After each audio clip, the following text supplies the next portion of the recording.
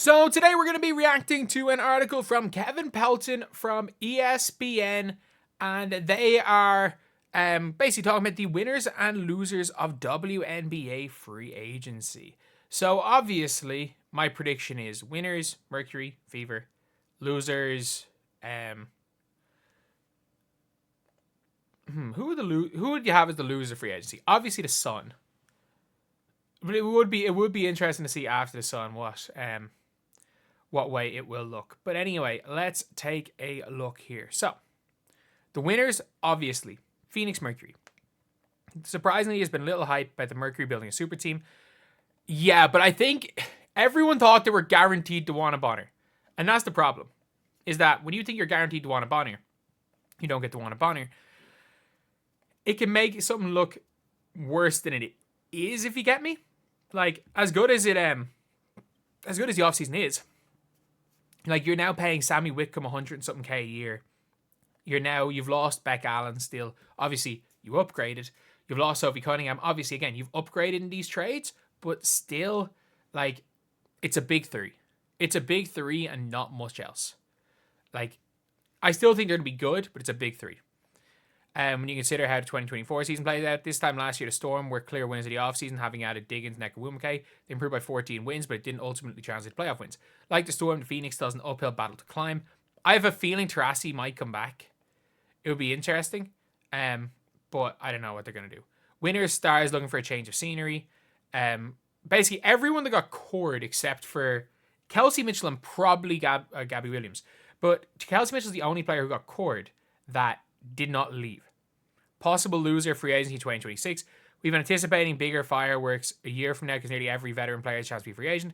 But this many players choosing new homes this offseason suggests that might not come to pass. Undoubtedly, we'll see some players rethink the decisions. More likely, though, we'll see a lot of what happened with Nekawumake, signed a one-year deal to join the Storm and never considered likely to leave. And she re-signed. Winners, obviously, the Fever. The Fever.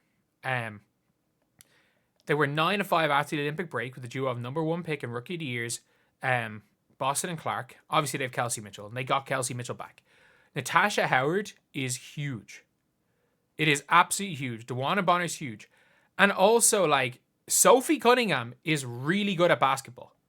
Like, people just don't realize that, where it's like, obviously, look, I'm not out here saying Sophie Cunningham is this absolute unbelievable game-changing player that's going to redefine the franchise, but she's a really good basketball player and a really she's a really good basketball player, and she is a really good glue guy. She's a good bench player, and she gives energy. Like, she is going to be a factor as a role player. Is she going to be anything brilliant? Like, I don't know, but she's going to be really solid.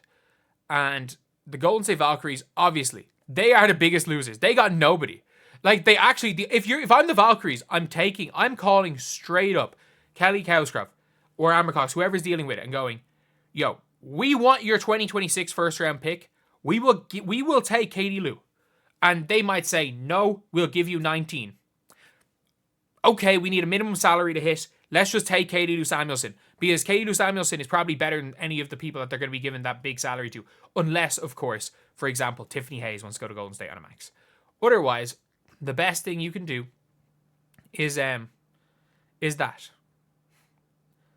Like, the best thing genuinely you can do is get a pick, get something. Maybe you get 19 and 20 for Katie Lou's salary. Maybe you get two of those picks. Maybe you get 19 and 19 third round pick and a second round pick from Indiana for next year. Something like that, just to take Katie Lou's contract. Like, that would be a very interesting thing. But they got nobody. They got the 5th pick in the draft, and it's looking like Kiki Iriafen is going to be the best player available. And Kiki Iriafen is tanking her draft stock by the week. She's genuinely tanking her draft stock by the freaking week. So they, like, unless Malonga falls to 5, which she won't, I don't know what the Valkyries are going to do. Winner, Carl Smesco. When Griner signed with the Dream, we wondered how post-up center might fill in his space in space. When they signed a second All-Star, Smesco never had access to this kind of post-talent at FGCU. Be fascinating to see how it works.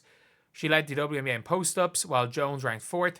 By contrast, they had fewer than 100 total post-ups to end in a shot, shooting foul or turnover in the past 8 seasons. Like, why would you get a pace and space, fast playing coach and then give him 2 post players? That's literally what they did. They gave a pace and space coach a bunch of post plays. Like, for me, it makes no sense. Like, just from a pure basketball standpoint, I don't know how this makes any sense at all. But they've done it now. Not much you can do. So, it's an interesting one. The winners, the Lynx and the Aces. How do the Aces win? Like, it's impossible to call the Liberty losers. They still have the chance at the 7th pick, Marie Johannes. They lost Vandersloot. But, like, how did the Aces win? The Aces just literally lost Kelsey Plum.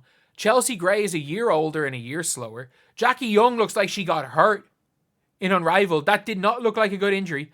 She showed up to Unrivaled injured and got hurt again. That does not look good. Like, Jackie Young literally took a jump shot and it looked like her knee buckled under her. And then, obviously, if you're the Aces, you got yourselves the 13th pick. That's something. But, like, the Aces are they have 3 second-round picks. They're going to have to use them all. But, like, loser Mezian, yeah, I mean, he has nobody. But I actually think that if he can bring MMA someone over, they're actually not going to be that bad. Like, Marina Mabry, Natasha Cloud, Marina Mabry, JC Sheldon, Tina Charles, and MMA Simon actually could make the playoffs. I'm not joking. The Sky's front office, I thought the Sky did a really good job. They got off Diamond to Shields. They kept... Oh, yeah, sorry. The Sun now have Diamond to Shields for some reason. The Sky kept Michaela Onyeabor. The Sky kept... They kept Danger Reese. They kept Cardoso. They've now got probably Kia Nurse starting at the 2. They've got Courtney Vandersloot at the 1, who's a huge upgrade. And then off the bench, they got themselves Beck Allen, who will be fantastic off the bench for them. I actually think she won't come in as a starter, but she's fantastic. And then they've got... Who else did they get? They picked up somebody else. I mean, they still have Rachel Banham. They still have Mariah Jefferson. They're probably going to take Sonia Citron in the draft. But, like, Sonia Citron is less of a need when you have Kia Nurse. Maybe they just go best player available and hope that they can turn Anissa Morrow into a shooter. They hope that her form doesn't look that bad. They can eventually do that.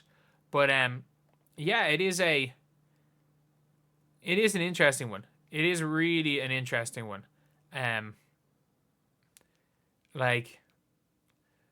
But I would say the Chicago Sky are winners. For me, the winners are, I think the Liberty are winners because they didn't lose anybody. They didn't make the dumb trade to build a super duper team, and they didn't lose Benai Laney or Leonie Fibic, and they still have the 7th pick. So I don't consider the Liberty losers. I would say the Liberty are winners just for that. The Sun are definitely losers. I think the Dream are winners, obviously. The Valkyries obviously are losers. The Mystics weren't trying to sign anyone. They're tanking, so I can't call them losers. And the winners are the Fever, the Mercury, and honestly, I think the Sky are definitely winners. And I think the Aces are losers. The Aces got worse. Why are people saying the Aces are winners? The Aces got worse. Like, I don't get that one. I really don't get that one. The Aces got worse. But anyway, yeah, that's the video. Thank you guys for watching. Please like, comment, and subscribe.